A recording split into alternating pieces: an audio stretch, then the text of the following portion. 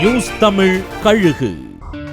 ஒரு ஊராட்சி மன்ற தலைவருக்காக மீண்டும் வக்கீலா மாறி கருப்பு கவுன் போட்டு உச்சநீதிமன்றத்துல வாதாடி இருக்காரு ப. சிதம்பரம்.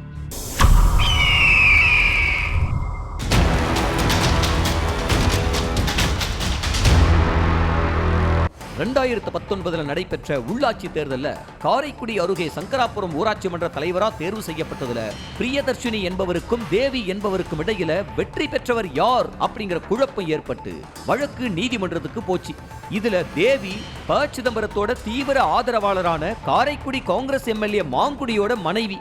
தன்னோட தீவிர விசுவாசியான மாங்குடி தரப்புக்கு பின்னடைவு ஏற்படக்கூடாதுன்னு நினைச்ச ப. சிதம்பரம் வழக்குக்கு தேவையான நோட்ஸ் எடுத்தது மட்டும் இல்லாம நீதிமன்ற படியேறி வாதாடி ஜெயிச்சு கொடுத்திருக்காராம். இது ஒரு பக்கம் இருக்க, எதிர்த்தரப்புல இருக்கக்கூடிய பிரியதர்ஷினியோ நாங்க ஜெயிச்சுதான் செல்லும் அப்படின்னு மீண்டும் நீதிமன்றத்தினுடைய கதவை தட்டி இருக்காங்களாம்.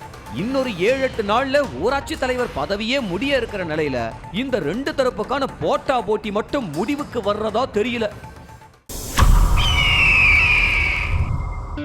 போலீஸ் அதிகாரிகள் டிரான்ஸ்பர் லிஸ்ட்ல இவர் பேர் கண்டிப்பா இருக்குன்னு சொல்றாங்களா நெல்லை மாவட்ட காகிகள். செய்திகளை உடனுக்குடனும் துல்லியமாகவும் தெரிந்து கொள்ள சப்ஸ்கிரைப் பண்ணுங்க.